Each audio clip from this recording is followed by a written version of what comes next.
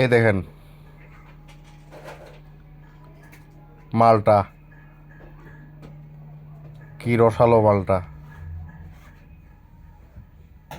এই মালটাগুলো খেতে, হ্যাঁ, টেস্টি অবশ্যই।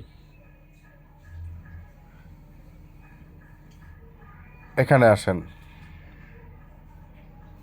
এই যে দেখেন কাপ, আখ। আখগুলো যেমন মোটা নরম, তেমনই রসালো।